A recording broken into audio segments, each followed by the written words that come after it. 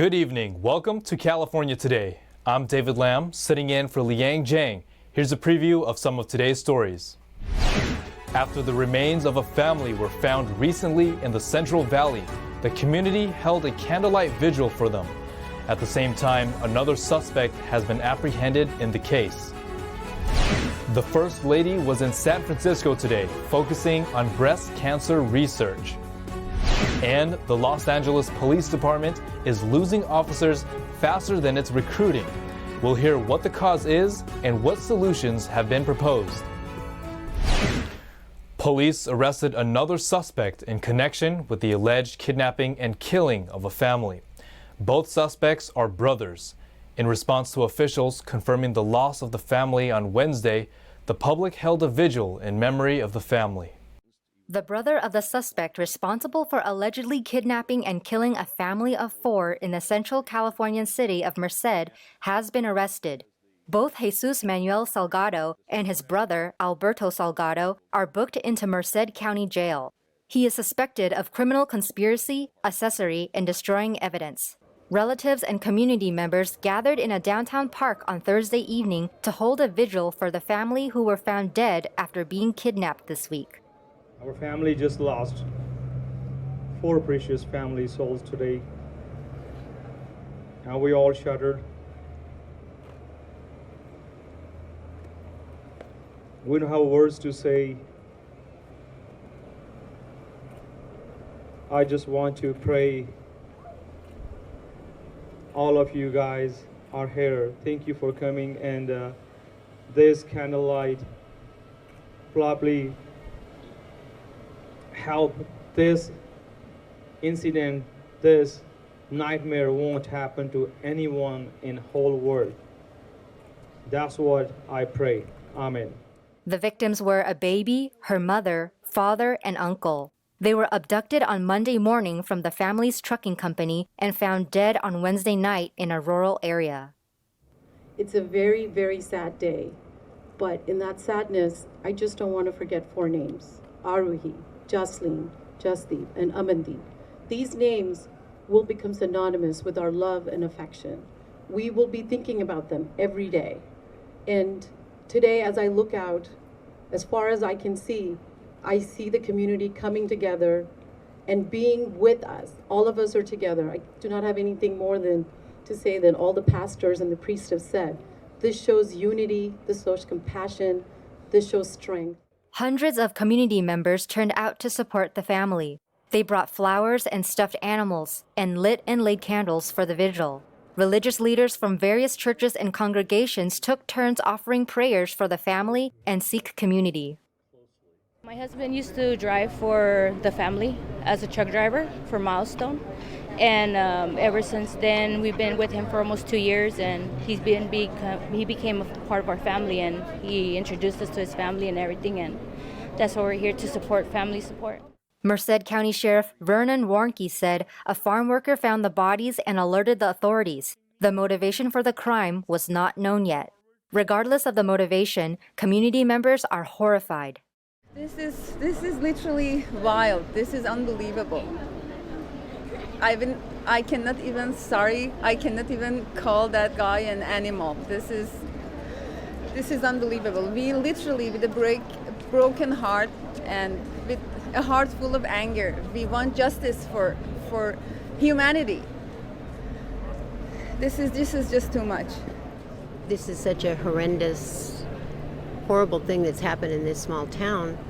And there's a large Indian population, and I have quite a few Indian friends, and I just wanted to come out to support the family and the Sikh community. Well, the whole town, really. I think we're all kind of in shock because this is just so. What can you say when somebody does something like this? You know, it's just horrible.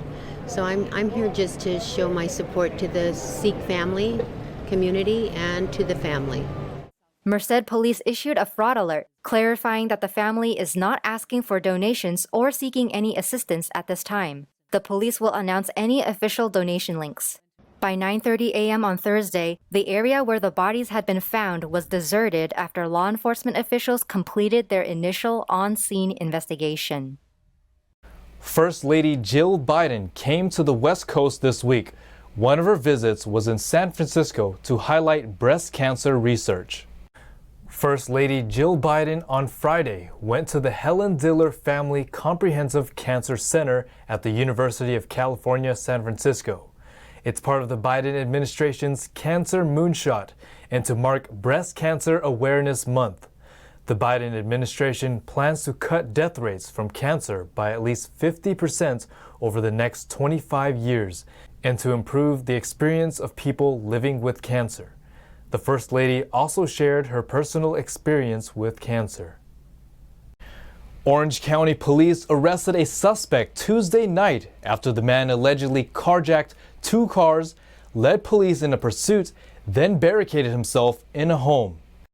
According to the police, the suspect took the first car a little after 4 p.m. at the upscale outdoor mall Fashion Island. He abandoned the first vehicle and grabbed another one, which he quickly gave up after being chased by the police. On-site witnesses said he was waving a firearm at one point. The man then ran away and barricaded himself in a home in the Dover Shore area. He eventually surrendered by 9 p.m. Police officers from Newport Beach, Laguna Beach, and Costa Mesa participated in the operation. A SWAT team was called to the scene to help take the man into custody. Surprised by the scale of the operation, many residents came out to watch the suspect being arrested.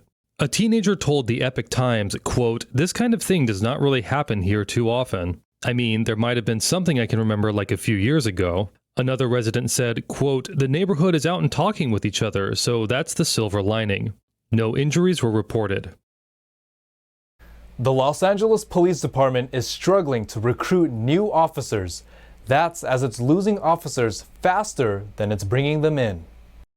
Chief Michael Moore told the Police Commission on October 4th that the LAPD is struggling in the recruitment sector. Over the last 3 years, the department has lost more than 600 officers. Each month, they're losing a minimum of 50 sworn personnel due to retirement, Moore said.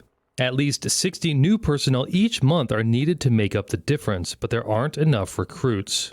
The decrease in officers has led to an increase in crime and longer emergency response times. Certain departments have been downsized or eliminated, such as the cold case unit that seeks fugitive warrants. Police Commissioner William Briggs confirmed, quote, "Our personnel in the sworn numbers are going backward, not forward. There are currently over 9,000 sworn officers, down 38 from the week prior. The civilian workforce stands at nearly 2,700, which is down 5 staffers. Proposals to combat the hiring woes include offering stipends to LAPD recruits and increasing incentives. Joe Buscaino, LA councilman and former LAPD officer, said during a council meeting in August that the shortage is due to the force being, quote, demoralized. A large dust storm blew through Southern California and its deserts on Thursday. It brought some areas down to zero visibility. On Thursday evening, a large dust storm blew through Imperial County in Southern California with reports of poor visibility. People shared footage of strong winds and dust blowing through. The National Weather Service advised people to postpone travel until the dust settled. Winds as high as 45 miles per hour affected the deserts with near zero visibility in some locations. The NWS said the gust front generated by a cluster of thunderstorms created the large dust storm, also known as a haboob. It was visible from satellite imagery. NWS San Diego issued a dust storm warning for 5:45 p.m. and blowing dust advisory for the lower deserts until 8 p.m. last night. We're going to take a short break, but here's a look at what we've got for you when we come back. New data has revealed who the top 10 political donors for the state are. They range from business moguls to people seeking elected roles, both in-state and out. The governor signed almost 1,000 bills into law this legislative session. Many of those came right as the session ended. We'll hear from a political consultant and why so many bills are held out right to the end. And a faith-based hospital system in Southern California received the largest donations it's ever seen in its history. We'll look at how they came into the small fortune and what they're doing with it. That and more on California Today.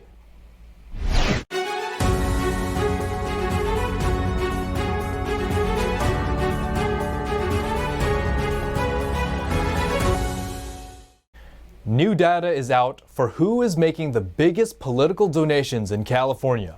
The top 10 individuals gave more than a combined $56 million.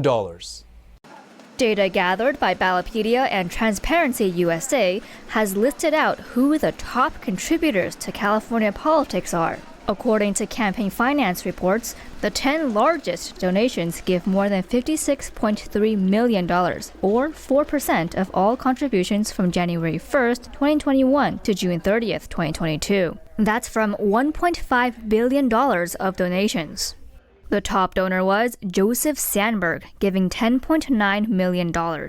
He made his fortune through investment banking and was an early investor in meal service Blue Apron. He has shown support for the Democratic Party. Coming in second was John Cox at $9.6 million.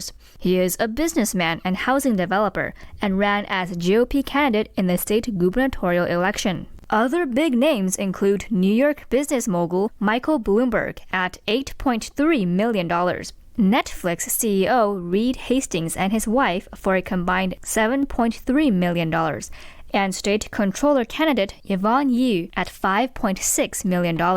The California Secretary of State's public records identified more than 4,000 individual donors to California state-level candidates and political action committees.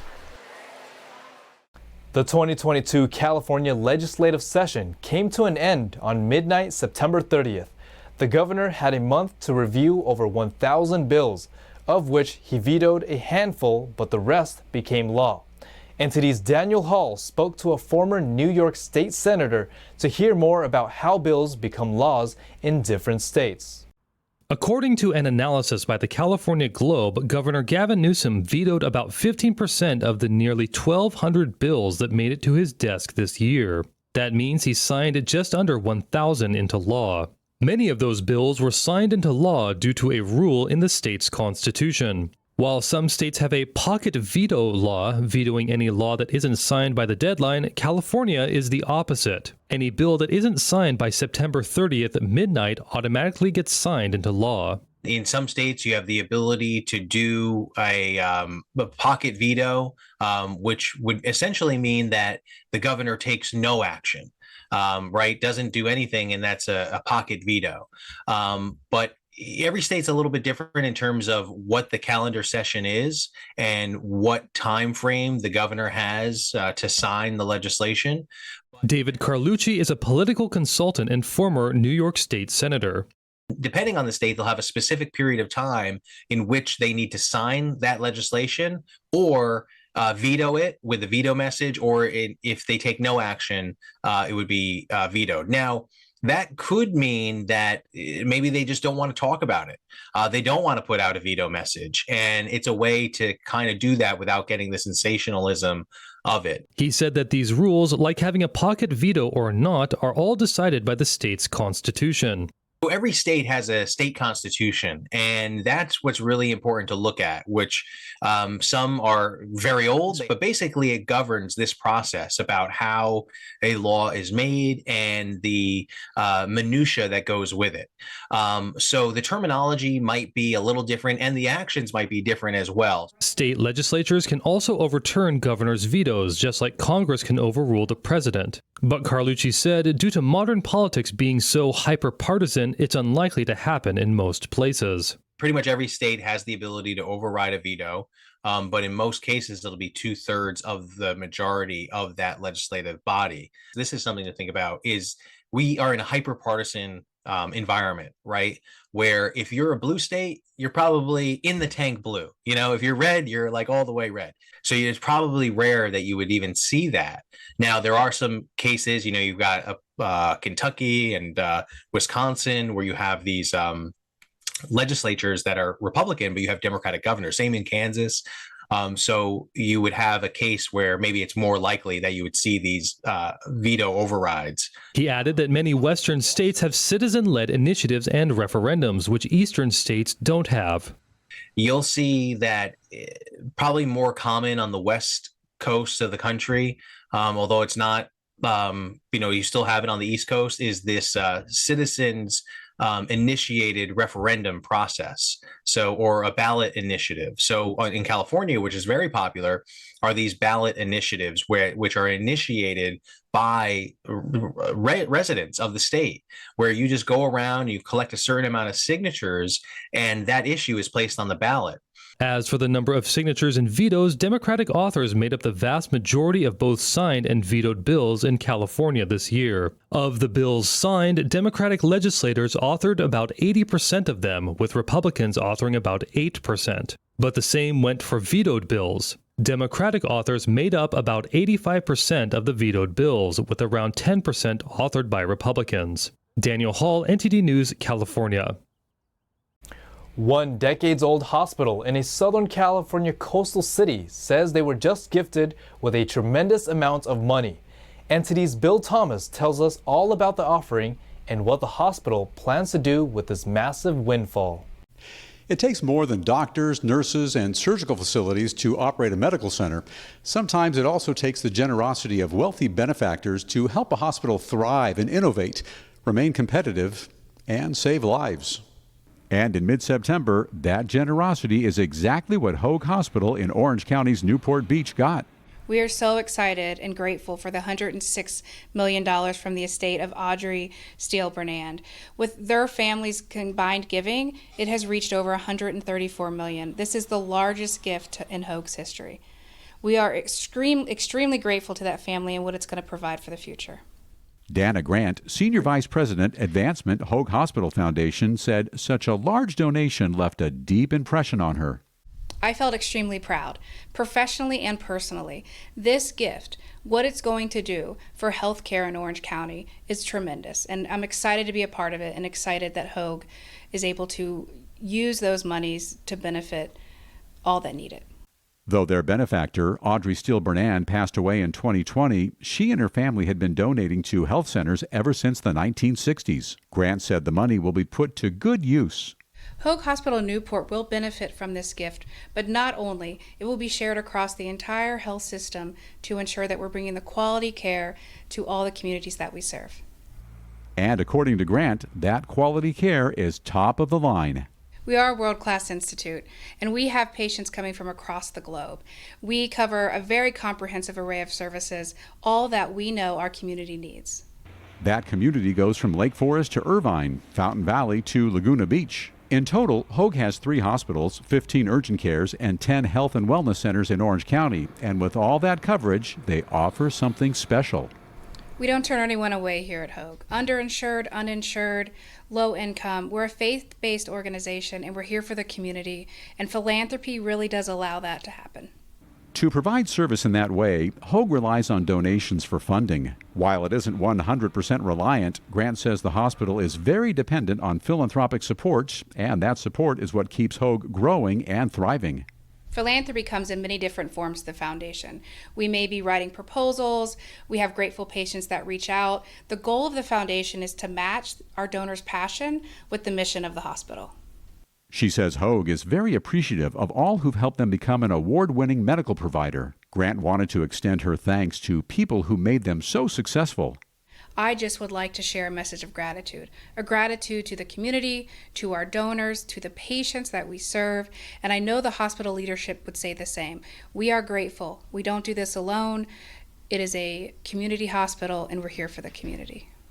Since opening their doors here in Orange County in 1952, Hoag Hospital has come a long way. Today they have 7,000 employees, 2,000 volunteers, and each year they treat close to 500,000 patients. Bill Thomas, NTD News, California. Now to NTD's Thomas Christian for an update on sports.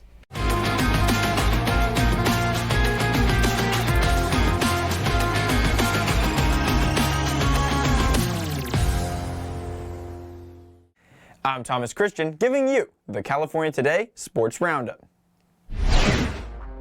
The San Diego Padres may have clinched the last National League wildcard spot this week, but the real journey starts now when they travel to New York to face the Mets in a 3-game wildcard round.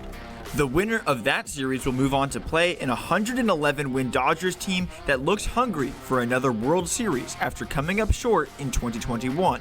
The Padres are probably not expecting to be traveling on the road for a wild card after they added 3 All-Stars, making the splashy offseason acquisitions of Josh Bell, Josh Hader, and Juan Soto.